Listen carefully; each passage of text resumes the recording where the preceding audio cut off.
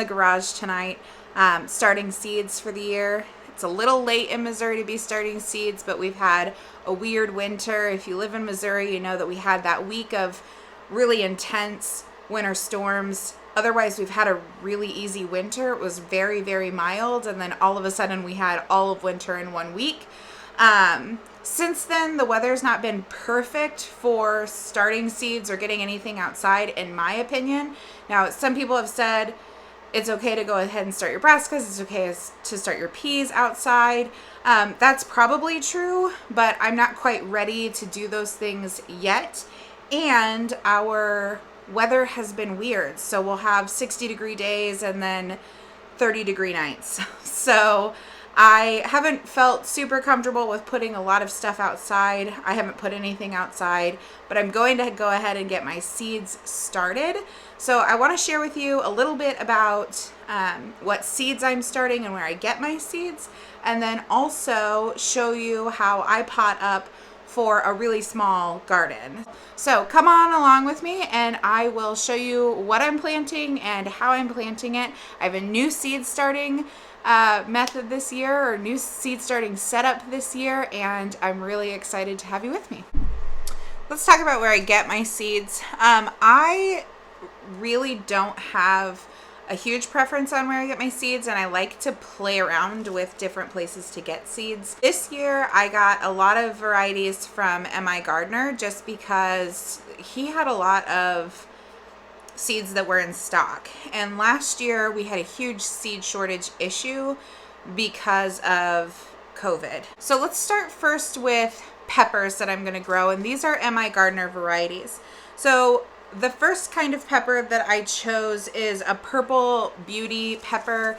It is a sweet pepper variety. It just makes a purple, it's a purple bell pepper is what it is. And I have never grown it, obviously, but I thought it would give some excitement to salads or fajitas or whatever it is that we're going to be growing, and I like purple, so I chose that one. I also am starting some shishito peppers. Shishito peppers are really mild and they're good for roasting, but they're also good in salsa. The next one I got is a sweet habanada pepper. So this is not supposed to be a hot pepper. I struggle a lot with heartburn when I eat hot peppers, so we're not a big spicy family. I do like a little bit of a kick.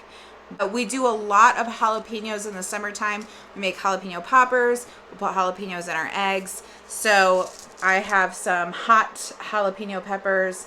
Now again, these are a hot pepper variety, but we'll harvest them earlier, and I devein them and take the seeds out, so that takes some of the heat out. But I did get some banana peppers because I'd like to pickle some of these, and I like to eat them fresh. Banana peppers are one of my favorite snacks, especially when they're pickled, and they go well with pizza. The last one is this Keystone Resistant Giant Pepper. So this says that these are one of the sweetest on the market. They're good for grilling and tossing in salads. They are several ounces and bigger in size than a softball. Now, the next thing that I have is tomatoes, obviously, because we love tomatoes. And I eat a lot of tomato sandwiches and just snacking tomatoes. Sometimes I just eat tomatoes in the summer. They're just delicious. Cherry tomatoes go like candy in this house. I like to grow cherry tomatoes, and I grew a few cherry tomatoes last year, but I mostly grew determinate hybrid tomatoes, and they were delicious, but we didn't get very much from them, and I planted them late and they were starts. So I went to M.I. Gardner this year, and I have a couple of different varieties that I'm starting. One is Tessa's Land Race Currant tomatoes. They grow on a vine. It is an indeterminate size. These are super sweet, and they don't have a high seed content, so they're a very meaty cherry tomato, supposed to be very prolific, and so I'm excited about growing that one. I have these Brandywine black tomatoes. I haven't grown them before, but they are an indeterminate from the 1920s. They should grow up to 1 pound each. So we'll obviously trellis those really well and baby them so that we get really big, beautiful tomatoes. I also am growing this giant Belgium tomato. I think it looks pretty on the package, and it is a meaty variety with not a lot of gel. I have these gobstopper tomatoes. Who doesn't love a gobstopper? Am I right? Like, it just makes you think of Willy Wonka and the Chocolate Factory, but get a look at those. Oh my goodness. Very prolific plant. Little tiny tomatoes. They're green. They have like a yellowish green flesh, and very, very sweet is what they're supposed to be.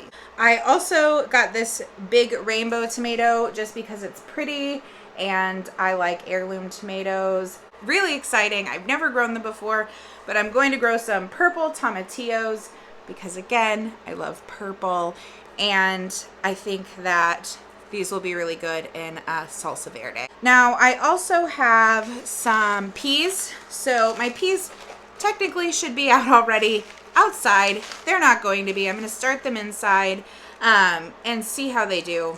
I mean, the worst that could happen is my peas don't do great this spring, and so I grow them again in the fall. I got these tall telephone peas from Baker Creek.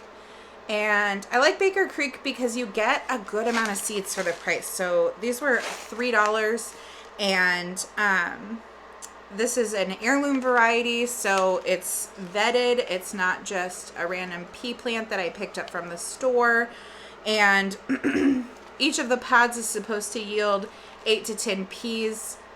So I think that should be good. And the other one I got was a Lincoln pea from Baker Creek. This is an old time pea introduced in 1908. High yielding and tasty, performs better than many in warmer weather. So this is a bush habit pea. It still needs to be trellis. Beans. I have a couple of different types of beans. I've got a mixed bean variety from M.I. Gardner. This is just a bush bean variety. There's 3 different colors. I think a purple bean, a green bean, and a yellow bean. These I'm going to do in pots on the deck because they're bush varieties and they'll do fine in pots. And I got a Kentucky Wonder pole bean, and that's a pretty popular bean for green beans. I love green beans. Got some Red Express cabbage that I'm going to start. I'm really excited about this because I will use this. This is a small head variety of cabbage, so the heads are only about 2 to 3 pounds. I'm hoping that's better for pest production. Now, they did overstock this packet of seeds because of low germination rates, but it's just me, and I only start a couple of plants, so I'm not market gardening, and I'm not looking to make money off of my vegetables, so it's okay if I need to start a couple of seeds because some don't germinate. I'm not too worried about it. I'm going to put a cover over these so that the bugs don't tear them apart. The free seed from Baker Creek was this Narrow di Toscana cabbage. I think it's really interesting. I'm going to try it. I don't know anything about it. It's a 60-day variety, so super short. Heirloom Italian leaf cabbage dating back to the early 1800s. Unusual deep black green leaves to 24 inches long, flavorful and beautiful. Agreed. I do think it is beautiful. I'm not really sure how well it would do. I don't think it would do well in like a sauerkraut. I think it would be probably pretty good sauteed. So I'm gonna try it. Broccoli.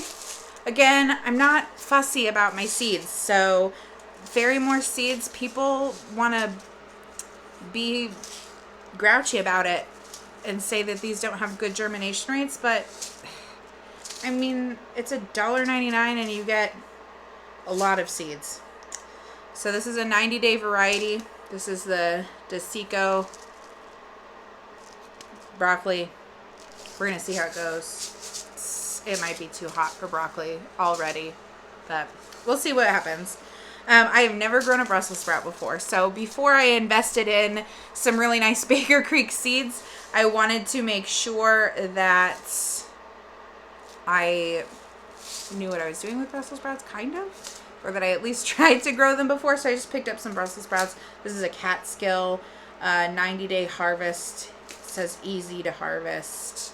I'm going to grow probably one and see what happens with it. Maybe two. I have two different watermelons. I've got a sugar baby watermelon. Last year I tried to grow a sugar baby watermelon in a pot and it did fine. It vined out and it was growing and it was taking off. And then I checked it every day. I did have it set fruit. It set 2 melons.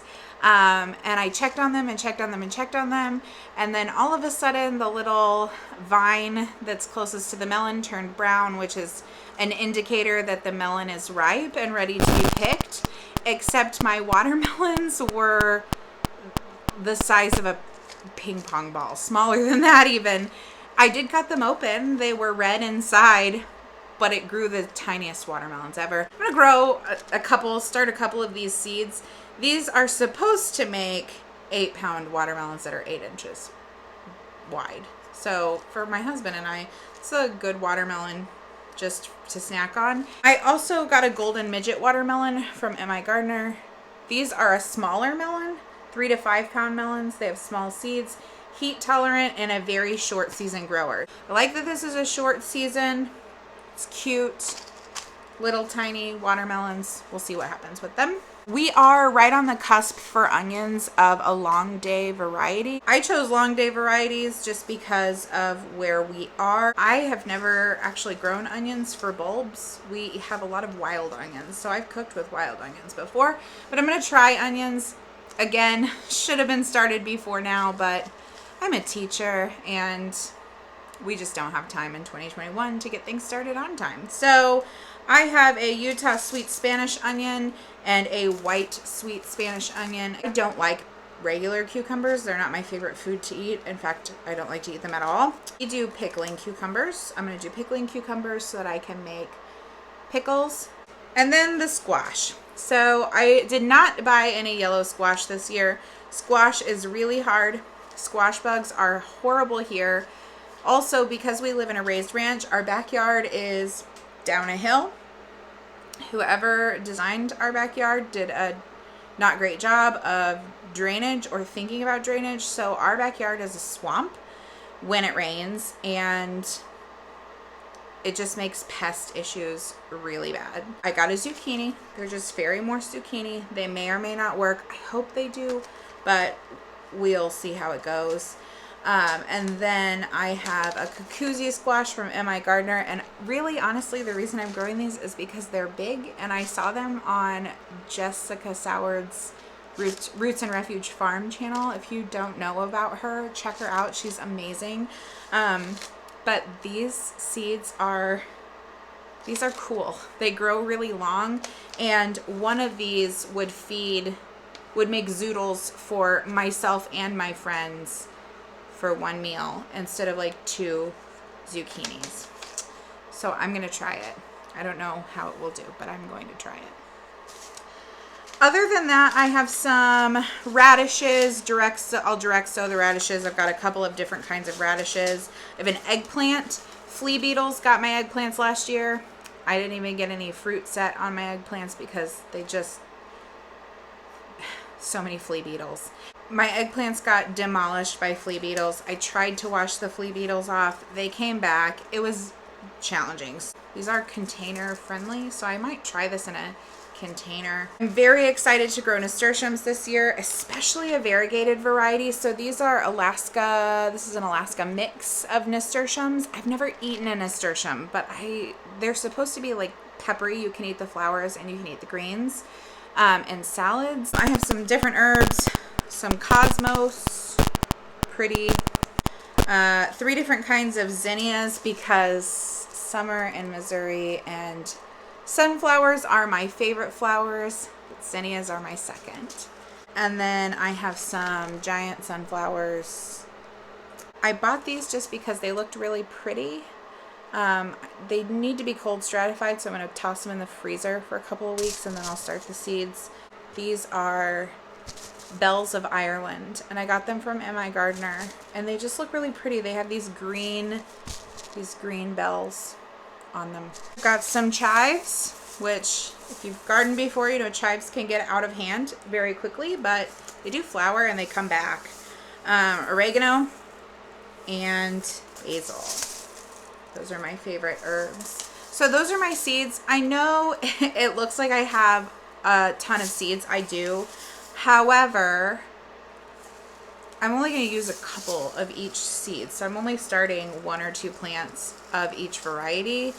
My gardens are pretty small comparatively. Some of these things will go in the summer, and they'll just be in here in the garage getting big and strong and healthy. Some of the things will go out sooner in the early spring. I'll be able to harvest them sooner. These are enough seeds really to get me through a couple of years. Now, that's not to say that I won't buy seeds next year. I will, because I get the Baker Creek seed catalog, the regular seed catalog, and the whole seed catalog every single year. Really, because I'm a beginner gardener, I like to have a big variety of plants because it gives me an idea of what I like to grow and what doesn't do so well and what I'm not going to grow again. So if things don't do well, I can always trade seeds out with a friend. I am going to start a couple of extra plants this year for my dad and for a couple of friends. On the whole, starting a lot of varieties, but not a ton of plants. We don't do anything fancy here at Glover Groves Homestead. I am a true beginner and a true DIYer, so I'm always looking for things that are going to be high quality and last, but also things that are not going to be super expensive and fancy and high tech, because we're not a high tech operation. Thanks for taking the time to watch this video with us. If you like this content, hit the subscribe button. We offer weekly videos. We're growing together, looking for advice on how to be better homesteaders, be better farmers, and grow in a backyard environment. Remember, we only live on a suburban plot. We're not working with a big farm or huge acreage. We're just making our backyard as productive as we can for the both of us and enjoying our summer. See you next time. Get out and grow something.